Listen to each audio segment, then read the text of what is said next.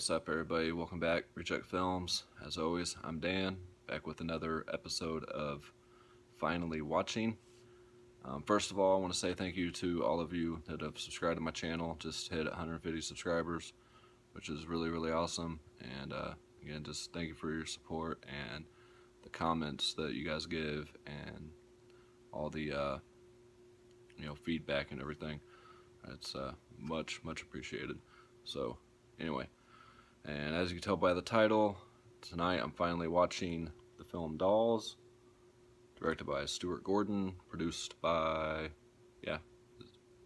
executive produced by Charles Band. So, you got Stuart Gordon that brought us the Reanimators and stuff like that, and Charles Band that did a couple of the Puppet Masters, and like he did like Ginger Dead Man's and Demonic Toys and stuff like that. So he's real familiar with this kind of sub-genre, whatever you want to call it, to do with like dolls and puppets and stuff like that. And they're both just known really well for their cheesy horror flicks. So should be an interesting watch. I've heard really good things about this. Of course, this is the Scream Factory release of this, and it's only 77 minutes long, so I highly doubt I'll be doing a halfway review on it since it's such a short movie. So yeah, I'll be back at the end to let you guys know my final thoughts on it, and yeah, I'll see you guys then.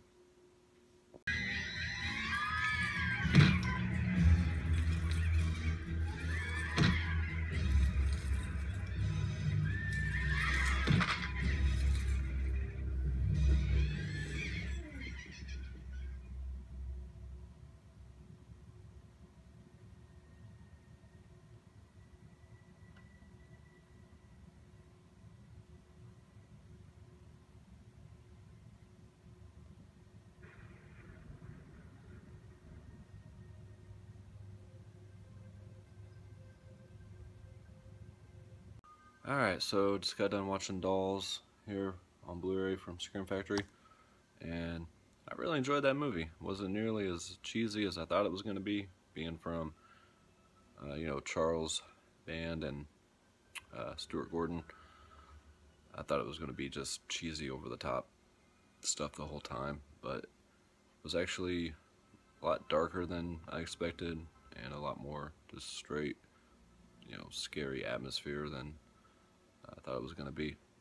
The kills are a little cheesy compared to nowadays, but really loved the practical effects. I thought were really well done. So I love about these old movies from like the 70s and 80s and stuff, and is the old latex and stuff like that. I love practical effects. CGI just, sometimes you gotta use it on movies nowadays, but because we go so extreme with the kills nowadays. But watching stuff from back then just brings back memories of being a kid and teenager and stuff, and rent movies from the video store, and and just enjoying film for film. And yeah, I don't know, I was gonna get off track there, but anyway, like I say, I really enjoyed this movie. If you guys have not seen this, definitely check it out. I'm sure a lot of you guys have. It came highly recommended by a lot of people, so it was only 77 minutes, but it seemed longer than that, and that length was good for this movie. I think any longer, if they would have stretched it out any longer, it would have kind of lost interest in it or something. But and on here you do have audio commentary with Stuart Gordon and some of the actors, and you have Toys of Terror, Making of Dolls, all new retrospective, featuring interviews with Stuart Gordon and producers and some of the cast and everything, makeup effects artist, theatrical trailer for this, and there's trailers for other Scream Factories on here. I just watched those really quick. There's one for Sleepaway Camp, Phantom of the Paradise, and Pumpkinhead, I do believe, which are all released by Scream Factory, of course. yeah, I'll probably watch this making of documentary that's on here. And I always like seeing how they did some of the effects, you know, and a lot of the stuff you can do nowadays practically pretty easy.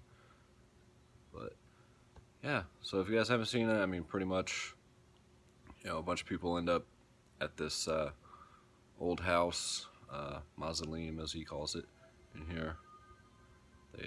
They get kind of trapped by this storm that's going through. You got like your two punk rock chicks, you got your fancy rich couple with his little girl, and the guy that picked up the punk rock chicks. They were hitchhiking, and you got the old couple that live in the house, and he's a doll maker and she's a witch. So yeah, they pretty much all stay in this house, and things start happening with the dolls, and people get turned into dolls, and there's a little bit of a moral at the end of the movie, you know, kind of not to grow up and become an asshole or whatever, you know. The only people that live are going to be people that you know, still believe in stuff that they did when they were kids, and you know, you're never too old to have toys and things. But yeah, I enjoyed this movie overall. I highly recommend adding this to the Scream Factory collection for those of you that, you know, collect these Screams. So yeah, not a whole lot else to really say about this. I mean, pretty simple story, and like I said, I really like the effects and everything. So yeah, that is the you know, alternate artwork,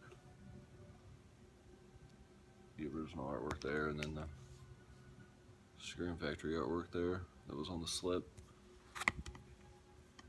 So yeah, thank you guys for watching another episode of Finally Watching, and yeah, I'll see you guys on the next one. Bye.